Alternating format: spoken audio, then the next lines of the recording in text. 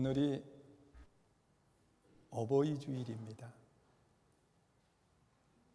우리 이 시간 부모님들을 다시 한번 생각해 보시면서 함께 은혜 받는 귀한 시간이 될 수 있기를 축원합니다. 부모님 그러면은요, 제일 강하신 분이 부모님이에요. 자녀를 위해서라고 하면 가장 강한 모습을 가지고 세상을 살아가시는 분이 부모님이고 어머님이에요. 어머니는 결코 약하지 않아요. 가장 강한 힘을 가지고 계시다는 거예요. 그리고 또한 부모님들은 제일 약한 분이에요. 자녀를 위해서라고 하면 한없이 약한 자리도 내려가게 돼요. 또한 세상을 살아가는 모습 속에서도 어릴 때 부모님들의 모습을 보면 부모님만큼 강한 분은 없어요. 그래서 부모와 함께 있으면 든든하고 부모와 함께 있으면 염려하지 않아요. 왜? 강한 분이기 때문에. 그러나 나이가 들면서 그 성장해가고 또 부모님들은 연세가 많으면 그 부모님만큼 또 약한 분이 계시지 않아요. 자녀들의 모습 속에 비춰진 그때 부모님들은요, 한없이 약해 보여요. 또 잘못된 마음을 가지면은요, 약한 부모가 짐처럼 느껴지게도 되는 그런 모습도 갖게 돼요. 여러분, 부모는 한없이 강한 분 같으면서도 한없이 약한 분이 부모라고 말하고 있어요. 여러분, 우리의 부모들이 바로 그렇게 세상을 살아오셨고 또 부모된 우리들이 세상을 또 그렇게 살아갈 거예요. 여러분, 예수를 믿는 사람들은 세상 사람들이 이야기할 때 부모도 모르는 사람이라고 그렇게 이야기할 때가 많아요. 그러나 그들은 이 예수 믿는 사람들을 잘못 알고 있어서 그래요. 여러분, 세상 사람들은 사람이 죽으면 그 혼이 떠돌아다닌다고 그래요. 그 떠돌아다니다가 제사 드리는 날 그 집에 가가지고 차려놓은 제사상을 먹고 그리고 그 자손들을 축복한다고 그렇게 말들을 하고 있거든요. 그런데 과연 그 영혼이 떠돌아다니는 걸까? 여러분, 그렇게 떠돌아다니다 제사 드리는 날 와서 제사상에 차려놓은 음식을 먹는 거라고 하면 기독교인들은 잘못된 생각을 가지고 움직이는 거예요. 그런데 하나님께서 하시는 말씀을 보면 이 영혼이 떠돌아다니는 게 아니라는 겁니다. 사람이 이 땅의 삶을 살다가 이제 죽음을 맞이하면 사람은 천국에 가든지 지옥으로 가든지 둘 중에 한 곳으로 가게 되어 있어요.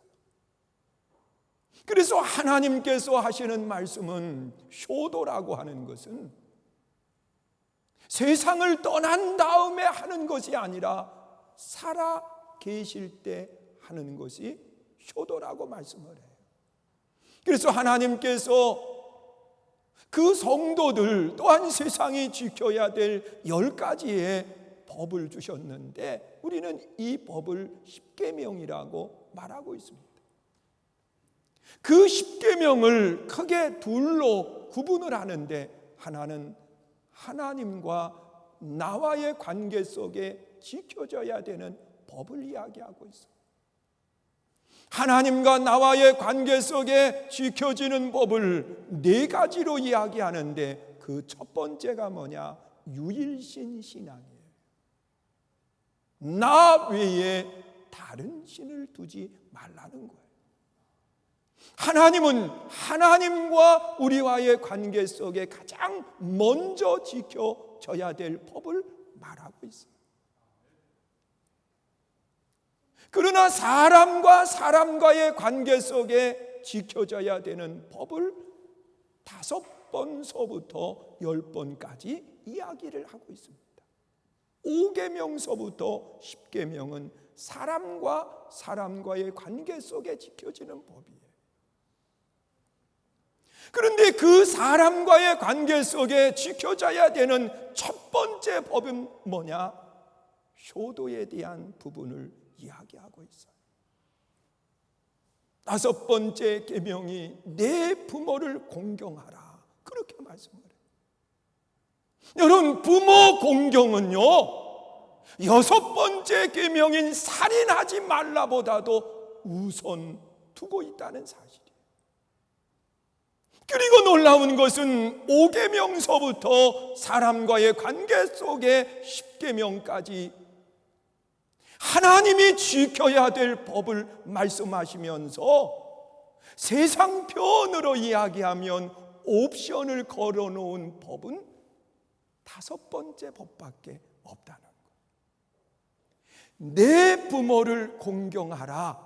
그러면 내가 땅에서 잘 되고 내 생명이 길다고 그렇게 말씀을 하고 있어요. 여러분, 다른 법에 대해서는 물론 하나님과 사람과의 관계 속에서는 하나님께서 반드시 지키게 하기 위해서 거기에 옵션을 걸어 놓으셨지만 사람과 사람과의 관계 속에서는요 다른 것은 그냥 살인하지 말라, 도적질하지 말라, 간음하지 말라 그러면서 말라고 이야기하지만 내 부모를 공경하는 것은 하나님이 반드시 지키게 하기 위해서 땅에서 잘 되는 비결이 부모 공경이라는 것, 장수의 비결이 부모 공경이라는 것. 그러면서 이 부모를 공경하는 사람에게 땅에서 잘 될 뿐만 아니라 장수의 복을 주시겠다고 그렇게 약속을 하고 있습니다. 여러분, 다른 계명 속에서는 하나님께서 그 축복의 통로로 삼지 않고 당연히 해야 되는 것으로 말하는데 부모를 공경하는 것은 하나님이 내 삶의 축복의 통로로 삼으신다고 그렇게 말씀을 하는 겁니다. 여러분, 내 삶이 복이 되려고 하면 반드시 효도하는 아름다운 신앙의 사람이 돼야 된다는 거예요. 믿으세요? 여러분, 성경 속에 기록되어 있는 많은 가정들이 있습니다. 그런데 최고의 모범적인 가정을 꼽으라고 하면 에녹의 가정을 꼽을 수 있습니다. 이 에녹의 가정은 그 부모가 자녀를 정말 사랑하고 믿음으로 바라본 부모의 모습을 이야기하고요. 또 이 자녀는요, 부모를 존귀히 여기고 그리고 높이는 공경할 줄 아는 아름다운 자녀의 삶을 살아간 그 모습을 보여주고 있습니다. 그래서 이 에녹의 가정이 가장 모범적인 가정이라고 말할 수 있는데 한번 생각해 보세요. 65세가 된 나이에 아들을 낳았습니다. 그 아들을 낳고 난 뒤에 이름을 지어줘야 되는데 부모가 이름을 지을 때에 그냥 짓나요? 내 자녀가 앞으로 어떻게 살아갔으면 좋겠다고 하는 그 마음을 가지고 자녀의 이름을 짓게 됩니다. 그런데 이 에녹의 눈 속에 세상의 모습을 바라보니까 세상이 죄악으로 가득 차 있는 거예요. 그래서 이대로 나아가면 반드시 하나님의 심판이 이 땅에 임하게 될 텐데, 그래서 그는 자녀의 이름을 지으면서 믿음을 가지고 그의 이름을 무두셀라로 지었습니다. 이 무두셀라라고 하는 이름의 뜻은 내 대에는 하나님의 심판이 없다, 그 뜻을 가지고 있습니다. 여러분, 자녀를 바라보면서 세상이 죄악으로 가득 차 있지만 내 대에는 하나님의 심판이 없다. 그러면서 그 자녀를 위해서 끊임없이 기도하고 그리고 그의 이름을 불러줬어요. 그런데 하나님은 그 이름대로 무두셀라가 세상을 떠난 뒤에 노아 때에 하나님이 이 땅을 심판하시는 거예요. 그것도 노아가 방주를 예비할 수 있는 기간을 주시면서 무려 100년 이상을 기다려 주시는데, 그 기다림 속에 누구의 이름이 포함되어 있느냐? 무두셀라의 이름이 함께 있는 거예요. 무두셀라가 세상을 떠나고 난 뒤에 하나님의 심판이 있어야 되기 때문에 말이에요.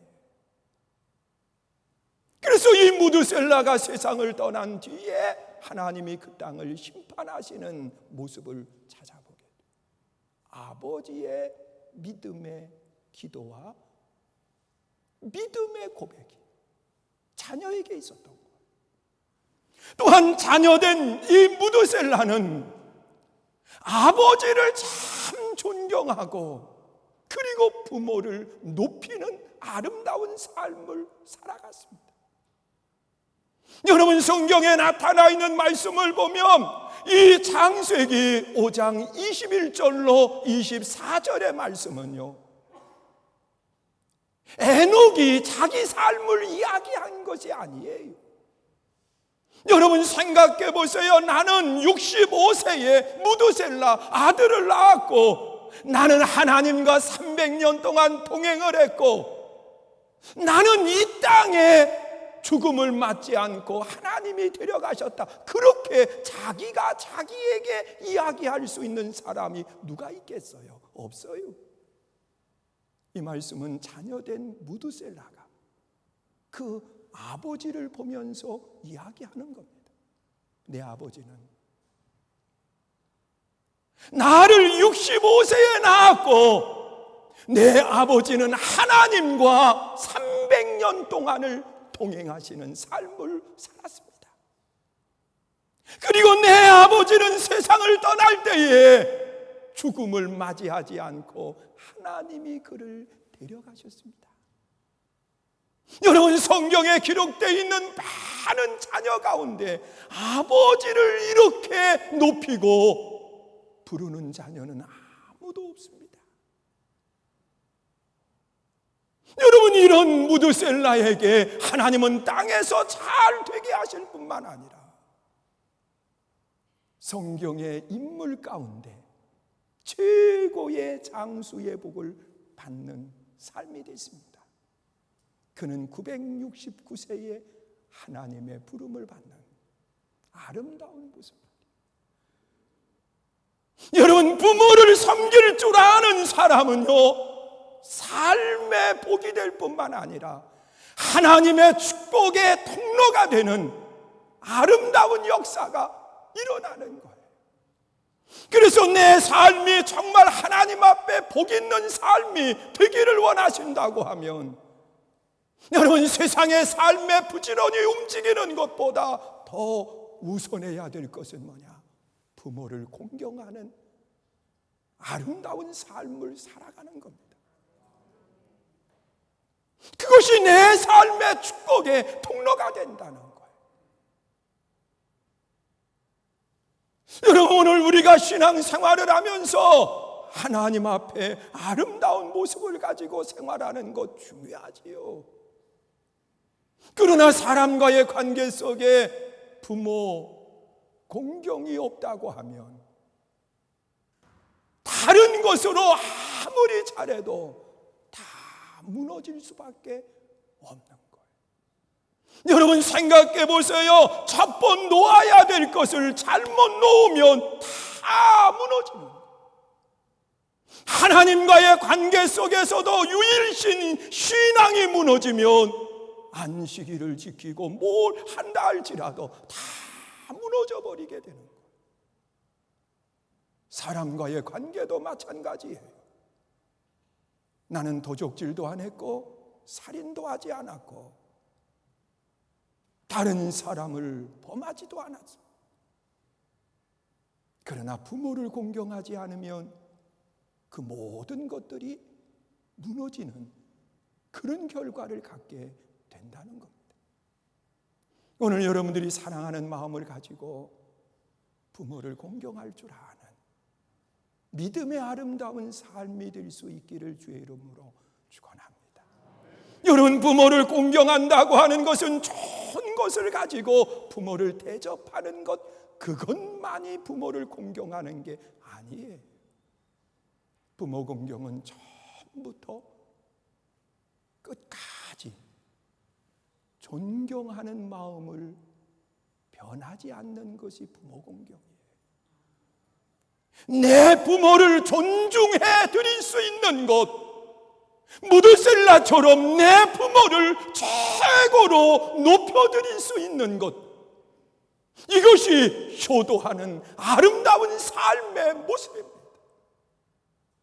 여러분, 내가 약할 때에 내 부모는 한없이 강해 보이지만 세월이 지나면서 내가 강해지기 시작을 하면 내 부모는 한없이 약해 보이고, 그리고 죄송한 이야기지만 때로는 짐처럼 느껴지게 될 때도 있다는 겁니다. 여러분, 이것은 존경하는 마음을 잃어버린 삶의 모습입니다. 여러분, 부모는 강하면 부모고 약하면 짐이 되는 게 아니라는 거예요. 여러분, 부모이기 때문에 세월이 지나서 그분이 약해졌어도 부모이기 때문에 우리는 섬길 줄 아는 신앙의 삶이 돼야 되는 거예요. 부모이기 때문에. 여러분, 강한 분도 부모요, 약한 분도 부모예요. 그래서 우리는 부모이기 때문에 섬겨야 되고, 그것이 잘 안 될 때에는 복을 받기 위해서도 섬겨야 돼요. 하나님이 이 땅에서 잘 되게 하시고 장수의 복을 주신다고 말씀하셨으니까. 그리고 또한 진정한 효도가 뭘까? 우리 한번 생각해 보세요. 여러분, 내 부모님께 최고로 좋은 것을 드리는 것 물론 중요하지요. 여러분, 어버이날을 보내면서 자녀들이 찾아올 때 그래도 봉투 들고 오면 좋잖아요. 그거 받으면서 흐뭇하잖아요. 저도 자녀가 오면서 봉투 들고 왔는데 우리가 준 봉투가 더 두껍고 무거워요. 그럼에도 마음의 기쁨을 갖는 거예요. 여러분, 우리 한번 생각해 보세요. 많은 것으로 부모를 대하는 거 물론 중요하겠지만은요, 부모에게 더 귀한 걸 드릴 수 있는 그것이 있어요. 그것은 뭐냐? 내 부모님이 예수님을 믿을 수 있도록 돕는 아름다운 신앙의 손길이 돼야 돼. 여러분, 사람은 다 죽어요. 세상에 어떤 사람도 영원히 살지 못해요. 권력을 가진 사람도, 물질이 많은 사람도 다 죽어요. 어느 사람은 부모를 생각하면서 저기 경기도 어느 곳에 우리나라 처음이라고 이야기해요. 부모가 세상을 떠나고 난 뒤에 그 부모를 늘 보고 싶어서 1억이 넘게 들여서 냉동 그 사람을 만들어 놓은 거예요. 러시아로 비행기로 모시고 가서 거기에서 냉동을 시켜서 30년 보관을 한다는 거예요. 여러분, 이렇게 했다고 해서 되는 게 아니에요. 여러분, 늘 가치 있는 것 아니에요. 사람은 이 세상의 삶을 영원히 살 수 없고, 이 세상의 삶이 마치면 천국으로 가시든 지옥으로 가든 가게 된다는 거예요. 여러분, 누가복음 16장에 기록되어 있는 말씀을 보면 천국과 지옥의 실상을 아주 잘 표현하고 있습니다. 어느 한 부자가 있었어요. 그 부자는 잔치하는 날이 끊어지질 않았어요. 그런데 그가 세상을 떠나고 또 그 집 앞에서 부스러기를 먹고 살았던 나사로가 있었어요. 그도 세상을 떠났는데 나사로는 아브라함 품, 하나님의 품으로 갔고, 부자는 불꽃 가운데 지옥으로 간 거예요. 그 지옥은 물 한 방울에 은혜가 없어요. 그래서 저기 나사로를 내게 보내서 손가락에 물을 찍어서 내 혀를 서늘하게 해달라고 말하고 있어요. 물 한 방울에 은혜가 없는 곳이 지옥이에요. 여러분, 사랑하는 부모가 그 지옥으로 간다고 생각해 보세요. 그것은 효도가 아닙니다. 이 세상의 삶을 살아가면서 많은 것을 가져다 드리는 것도 중요하겠지만, 더 중요한 것은 내 부모가 신앙생활을 잘 하실 수 있도록, 그리고 믿지 않는 부모가 예수님을 믿을 수 있도록, 영접할 수 있도록 만들어 드리는 것, 이것이 효도 중에 효도입니다. 믿으십니까? 또한 효도는 뭐냐? 효도는 뭐냐? 여러분, 부모의 기쁨은 다른 기쁨이 아니더라고요. 자녀가 잘 되면 부모는 그냥 기뻐요. 여러분, 많은 것을 가져와서 기쁜 것이 아니라 자녀들이 행복하게 살면, 자녀들이 자신의 삶의 의미를 가지고 생활을 하면 부모는 한없이 기뻐요. 이번 친구 목사님하고 같이 며칠 전에 다들 함께 만나서 대화를 나누고, 그리고 이야기들을 하고 식사를 했어요. 근데 그때 제 앞에 저하고 참 오랫동안 함께 목회를 하면서 교제하는 친구 목사님이 앉았어요. 그래서 내가 그 목사님한테 그랬어요. 목사님, 어버이날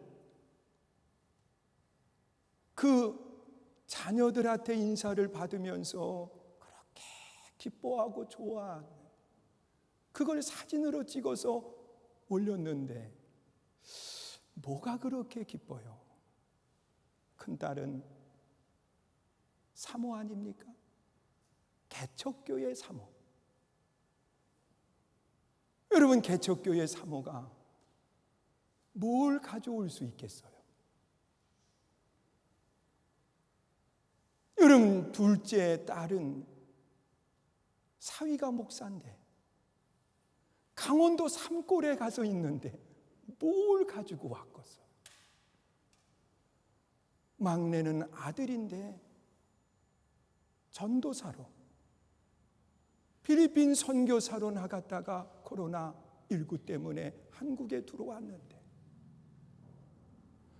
뭘 가지고 왔길래 그렇게 좋아하고 그러느냐고요.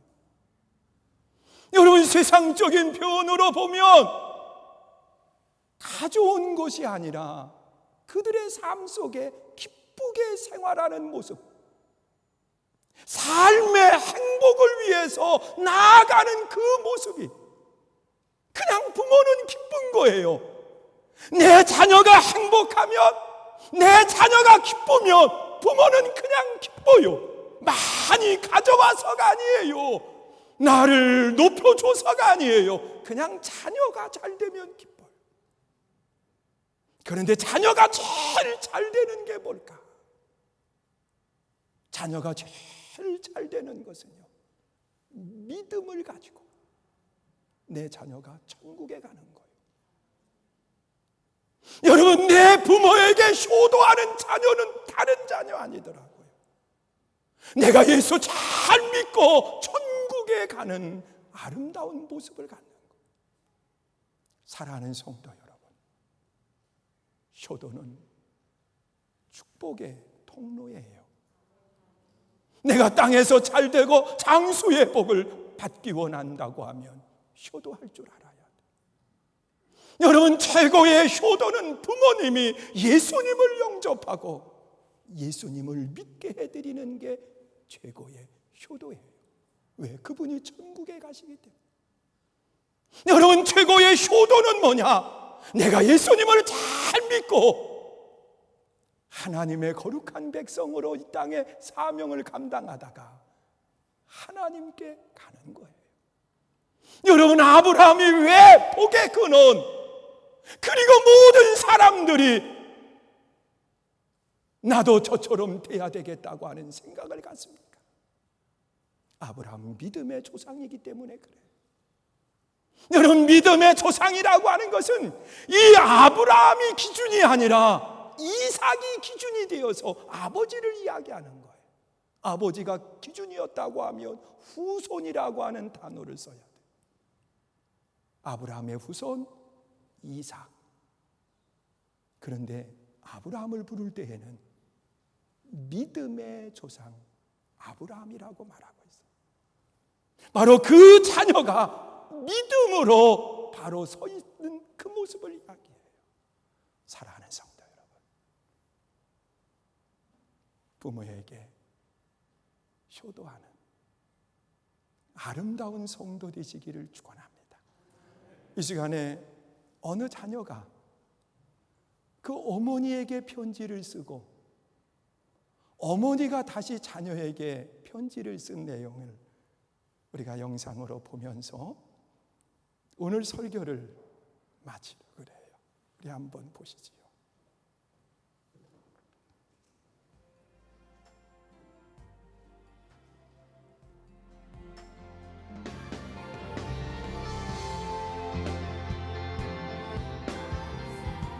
My little boy came up to me in the kitchen this evening while I was making dinner,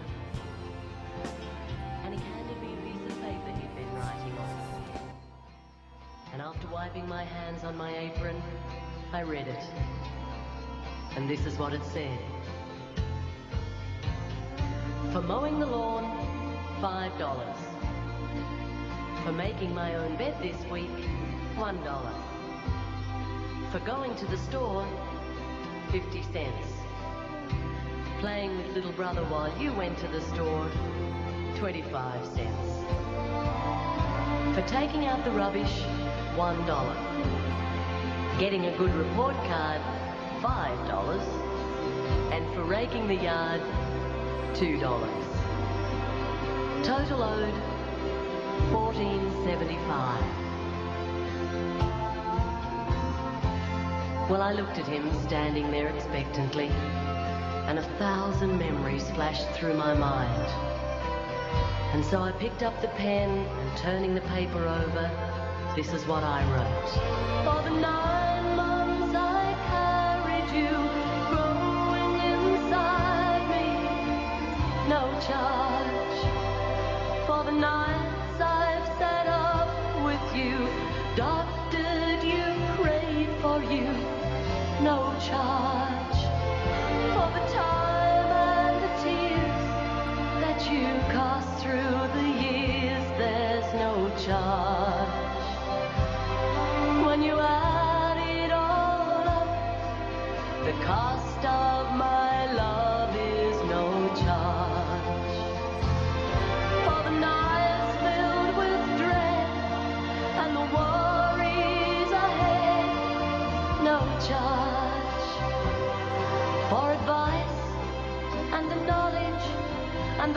cost of your college, no charge. For the toys, food and clothes, and for wiping your nose, there's no charge, son. When you add it all up, the full cost of my love is no charge. But when he finished reading, he had great big tears in his eyes.